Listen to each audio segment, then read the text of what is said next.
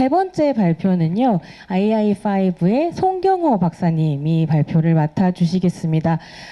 CTO세요. 제가 이거 팜플렛 보고 좀 공부해 왔는데, 그 용어 안 쓰신다고 약간 서운한 마음이 있는데요. CTO는 뭔지 압니다. 치프 테크놀로지 오피서거든요.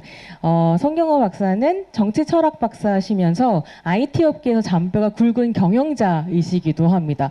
그래서 송경호 박사님 소개해드리면서는 AI5가 얼마나 다양한 면면을 가진 연구자들로 구성되어 있는가를 좀 확인해 보실 수 있을 거라는 생각이 들었습니다.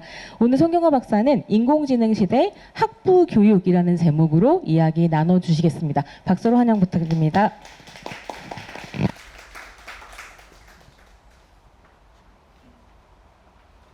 네, 방금 소개받은 송경호입니다. 오늘 여러 번 인사드리게 되네요. 제가 아까 오프닝 때 사회도 잠깐 봤었는데 오늘 제가 말씀드릴 내용은 아주 단순합니다. 아까 김 선생님이 말씀하셨던 긍정적인 새로운 의미로서의 K가 됐든 아니면 소인정 선생님께서 말씀하신 부정적 의미로서의 K가 됐든 K 대학에서 강의하고 있는 사람으로서의 그 경험담을 공유하는 건데요.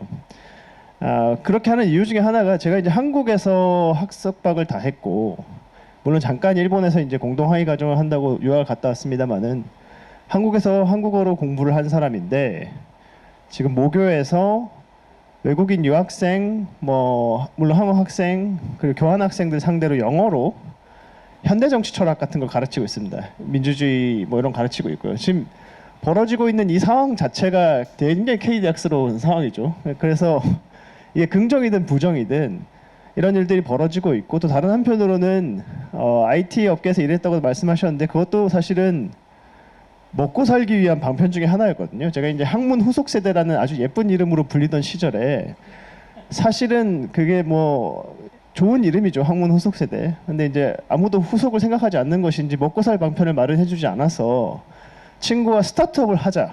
어떻게든 먹고 살아야 되지 않겠냐라고 해서 하다 보니까 5년 정도 이제 업을 하게 됐었는데 그런 여러 가지 고난과 역경들이 겹쳐져서 지금 현재 K대학에서 강의하고 있는 저는 뭘 하고 있을까? 이런 걸 궁금해하실 것 같고 그 사람이 또 AI5라는 인문학자들의 모임에서 소속돼 있다는데 게다가 테크놀로지를 담당한다는데 도대체 학교에서는 어떤 식의 교육을 하고 있을까? 이런 거 궁금해하실 거라고 저 혼자 생각하고 아무도 궁금해하지 않았지만 말씀드리도록 하겠습니다. 오늘 말씀드릴 이야기의 전반부는 사실 인문학 위기라는 거에 대한 이야기가 잠깐 있고요. 그 다음에 이제 제가 실제로 했던 이번 학기 했던 수업이에요. 불과 몇 개월 전에 끝났던 그 수업에 대한 이야기를 할 겁니다. 오늘 말씀드릴 내용은 사실은 인공지능 시대의 학부교육 이렇게 해야 된다는 내용도 아니고 이게 제가 말씀드린 내용이 어떤 표준이 될 수 있다는 내용도 아니고요. 그냥 작년 11월에 챗GPT라는 것이 갑자기 등장하고 물론 그 이전에 있었습니다. 3.5 버전이 등장하면서 실제로 사용되면서 큰 위기감이 있었어요. 겨울방학 동안 그 교강사들 내부에서도 큰일 났다. 우리처럼 이렇게 책 읽히고 글쓰게 하고 에세이 평가하는 이 입장에서 챗GPT가 등장했는데 이거 기존의 교육을 계속 그대로 가져가도 되나? 이런 고민이 있었고 그 고민 끝에 이제 저는 이제 전격적으로 챗GPT를 아예 끌어당기자, 적극적으로 쓰자 이런 결심을 해서 올해 3월부터 6월까지 현대정치 사상 수업을 했었는데 그거에 대한 내용 공유에 가깝습니다. 한번 보시고 재밌는 얘기도 있고 재미없는 이야기도 있고 비판점도 충분히 있을 거라고 생각합니다만 공유하는 것 자체가 의미가 있다고 생각이 듭니다.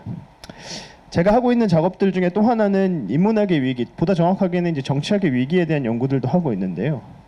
사실 김재현 선생님도 말씀하셨습니다만은 인공지능 시대에 대학 교육이 변화해야 한다, 특히 학부 교육이 변화해야 한다는 점 자체에 대해서는 이론의 여지가 없습니다. 근데 이제 이거는 단순히 인공지능이 등장했기 때문에 이제 와서 갑자기 발생한 문제는 아니고요. 인공지능 시대 이전부터 사실 특히 인문사회 계열 학부 교육은 위기에 직면해 있었고 그 근본적 원인 중 하나로 손꼽히는 게 학령 인구 감소가 되겠습니다. 정치학도 예외는 아니었고요. 2008년도 이후에 교육 통계 자료를 보면 입학자와 입학 정원 모두 꾸준히 줄어들고 있는 것을 알 수 있습니다. 부정할 수 없는 경향이 나타나고 있고 특히나 이것이 수도권과 비수도권으로 나눠서 보면은 당연히 여러분들 모두가 짐작하고 계신 바와 같이 지방 사립대학교, 지방 국립대학교, 수도권 국립 혹은 사립대학교 순으로 벚꽃이 지는 순이라 그러죠. 그 순으로 피해를 입고 있고요. 그 이면에는 4년제 대학이 아닌 대학들이 숨어 있습니다. 그러니까 사실은 그런 식의 밑돌께서 위로 개는 이런 상황들이 벌어지고 있고 계속해서 이 입학 정원 문제는 더 줄어들 게 분명합니다. 다만 이 학령 인구 감소라는 위기는 이제 막 시작한 거에 불과하고요. 그리고 위기라는 말을 한 지가 10년이 넘었는데 저희가 실제로 어느 정도의 위기인지에 대해서 분석하지 못하고 있는 것도 맞고, 이건 단순한 규모의 변화뿐만 아니라 뭐 입결이라던가 학생들의 실제 학부 들어와서의 퍼포먼스 이런 것들을 봤을 때도 이런 질적 변화 역시도 우리가 좀 추적해 봐야 될 필요가 있고 뭐 이렇습니다. 그러니까 위기인 건 맞는데 그 현실이 구체적으로 어떤 것인지에 대해서 다들 느낌만 있을 뿐 명확하게 진단을 내리지 못하고 있고, 그렇기 때문에 거기에 대한 일종의 조치도 대안을 모색하는 것도 어려운 상황이죠. 그리고 이제 정치학에 관련된 제가 이제 연구를 한 결과 그 논문에서 내린 결론 중에 하나는 사실 지금 현재 정치학 교육 생태계에서의 쇠퇴의 주요 원인은 비수도권에서 왔고, 각 지역 학과에서 온갖 방법을 다 써서 생존을 위해 노력해봤지만 대다수는 실패했다라는 겁니다. 이 경험이 있고요. 인공지능이 등장한 이후에 또 뭐 새로운 학과 방식을 선택하겠다든가 뭐 많은 노력들이 있는데 이게 과연 얼마만큼 효과가 있을지에 대해서 저는 의문이 있습니다. 이것뿐만의 문제가 아닙니다. 사실 학령 인구 감소의 충격을 모든 대학 계열 학과가 동일한 수준으로 경험하고 있는 건 아니거든요. 뭐 단적으로 얘기하면 인문계에서는 로스쿨, 이공계에서는 의대 뭐 이런 데는 여전히 뭐 인원들이 많고요. 사실 정치학 같은 경우에 그나마 로스쿨에 진학하기 위한 학생들이 좀 오면서 프리로로서의 역할을 자임하고 있고 그래서 좀 살아남고 있지만, 그럼에도 불구하고 어쨌거나 축소되고 있는 건 맞습니다. 그러니까 결론은 인구 감소는 이미 죽어가고 있던 인문사회 계열 혹은 인문학에 굉장히 명예로운 이유를 제공해 준 거지, 다른 학과들 같은 경우에는 특정 대학 계열 학과는 오히려 양쪽으로 증가하고 있습니다. 이 인구 감소 시대에도. 그러니까 이걸 우리가 좀 생각해 볼 필요가 있고요. 그런 맥락에서 보면 정치학에서도 이제 프리로 성격이 강해진다고 했잖아요. 이제 그러다 보니까 정치 사상과 같은 과목들, 제가 가르치고 있는 과목들에 대한 비중, 중요도 이런 것들 점점 떨어지고 있고, 뭐 동양 철학 같은 경우에는 뭐 2학기에 한 번 정도 열릴 수준에 불과하죠. 그래서 결국에는 공학 계열과 의학 계열 인원은 늘어났는데 사회과학은 줄어들었다, 뭐 정치학도 줄어들었다라는 게 이제 저희가 발견했던 부분 중에 하나였습니다. 자, 이러한 현실은 사실은 인문사회 계열이 단순히 전체적인 인구 감소 때문에 위기를 맞이한 게 아니라는 점을 지적해주고요. 우리가 직면하고 있는 두 번째 위기, 그러니까 사회적으로 쓸모가 있는 것으로 인식되지 않는다는 위기를 시사합니다. 그래서 학령 인구 감소가 큰 문제인 건 맞지만 그 중에서도 특히 인문사회 계열의 감소가 집중되는 것은 이것에 대한 이 학문 분과에 대한 불신 내지는 쓸모에 대한 거고요. 뭐 긴 이야기, long story short이라고 하죠. 긴 이야기 짧게 하면 인문학 중요한 거 알겠어. 근데 그거 꼭 대학까지 가서 배워야 되니? 라는 정도의 인식이 사회적으로 만연해 있다는 거죠. 거기에 대해서 제가 이제 어떻게 대답할 수 있을까라는 고민을 하게 됩니다. 명색이 연세대학교까지 와서 정치학을 공부한다는 학생들한테 정치 사상 과목을 가르치고 있는데 선생님 그거 꼭 배워야 돼요? 이렇게 물어보면 제가 글쎄 저기 인공지능학과 가가지고 저기 파이썬 배워야 되지 않을까? 이렇게 대답할 수도 없는 노릇 아니겠습니까? 그런 상황에서 정치학의 쓸모를 증명해야 되고 정치학이라는 게 실용적 학문이 되어야 된다라고 저도 생각은 하는데요. 문제는 그 실용이라는 게 단순히 취창업률로 환원될 수는 없는 거잖아요. 그랬을 때 그것이 실용적 지식으로 활용될 수 있는 조건이 마련돼야 된다라는 얘기를 제가 해왔고요. 그 맥락 속에서 이제 인공지능 시대를 맞이했는데, 그럼 이제 정치학이라는 게 이런 배경 속에서 새로운 걸 찾아봐야 되지 않겠냐. 나아가서는 인문사회학이라는 게 새로운 방향을 찾아봐야 되지 않겠냐라는 거였습니다. 근데 이제 인공지능이 등장하면 어떻게 되냐면 그 LLM을 비롯한 생성형 인공지능이 등장하면서 가장 먼저 대체될 걸로 생각했던 사람들이 결국 인문사회 전공자들이에요. 왜냐하면 이 LLM이 가지고 있는 챗GPT가 가지고 있는 역할이 아까 개회사에서 환영사를 쓰는 역할이었던 거고요.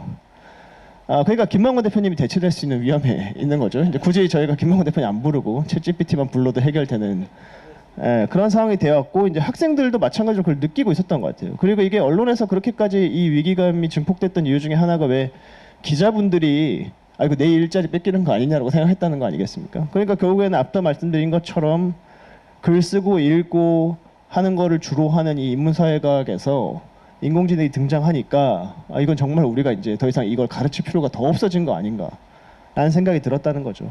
그런데 이제 김재현 선생님은 아니다. 인공지능 시대가 도래하면 인문학이 쓸모 있는 지식, 실용적인 지식으로 재평가될 수 있는 그런 일이 열릴 거다. 도래할 뉴 리버럴 아츠가 있다라고 말해주셨고 저도 동의합니다. 그래서 그것들이 뭐냐고 하면 결국에는 뭐 올바른 질문을 하는 능력, 비판적 사고 능력, 뭐 창의력, 인간 이해, 설득력, 협업, 포용력, 커뮤니케이션 능력 이런 것들이에요. 원래 인문학이 제공해 왔던 것들이죠.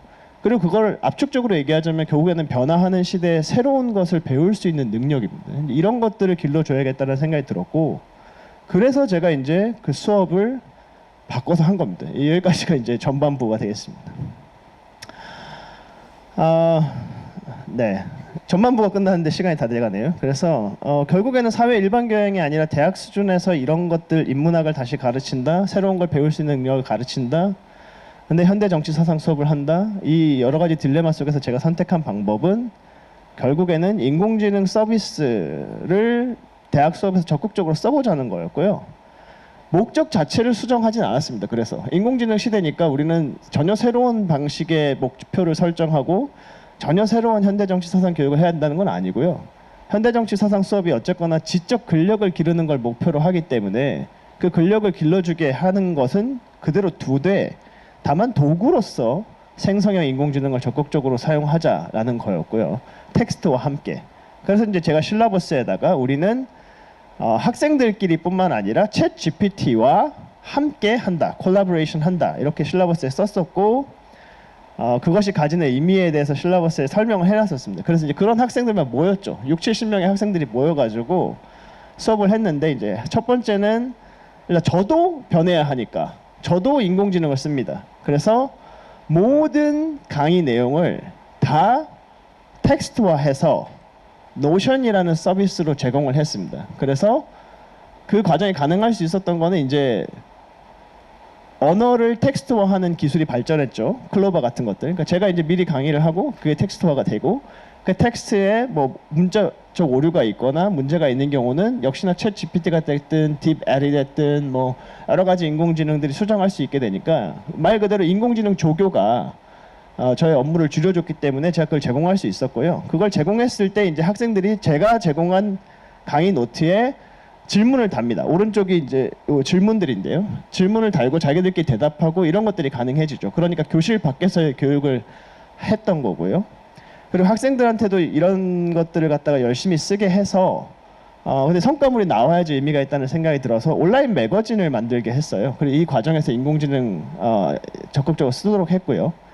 그래서 이제 학생들이 에세이를 쓰게 했는데 이 이유는 뭐냐면 뭐 여러 가지 이유가 있겠습니다만 결국에는 생성형 인공지능 서비스 챗 GPT 같은 것들이 만들어질 때 온라인에 존재하는 데이터를 스크래핑해서 쓰는 건데 우리가 이제 동시에 이러한 챗 GPT와 같은 서비스의 수요자일 뿐만 아니라 결국에는 그 인공지능을 학습시키는 데이터의 공급자라는 점을 학생들한테 자각시키고 너네가 더 좋은 글을 써서 온라인에 올리는 것이야말로 어떻게 보면은 뭐 길게 보면 인공지능을 발전시키는 혹은 더 좋게 만드는 하나의 길일 수 있다는 생각이 들어서 그런 방법을 썼던 거고요. 그리고 당연히 그 과정에서 미드저니를 비롯한 여러 가지 다른 이미지 생성 인공지능도 적극적으로 쓰게 했고 학생들끼리 서로 기술을 공유하게 했고요. 어떻게 쓰면 좋은지, 어떤 프롬프트를 쓰면 좋은지 공유하게 했고 그래서 이제 각자 이제 섹션별로 잡지를 만든 겁니다. 그래서 잡지를 만들어서 학생들이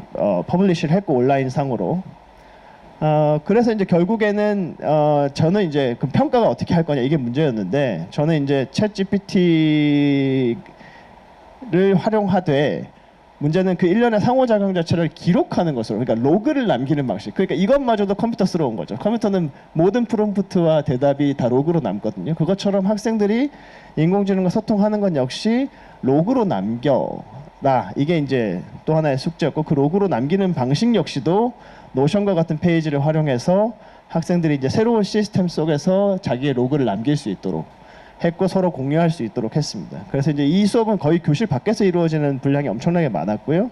이 개인 페이지 사례고 여기에 이제 모든 학생들의 코멘트가 있죠. 결과 학생들이 한 얘기가 이겁니다. 학생들이 이제 내가 이 수업에서 AI를 다룬다는 거 알고 들어왔고 써봤는데 아직까지 나는 잘 모르겠다. 그러니까 처음 써봤던 학생들도 되게 많았어요. 뭐 이게 그렇게 막 좋은 건지는 잘 모르겠는데 아무튼 굉장히 흥미로운 경험이었고 중요한 건 여기 이제 마지막에 나와 있는 But as least I know I've tried. 내가 한번 해봤다. 그래도.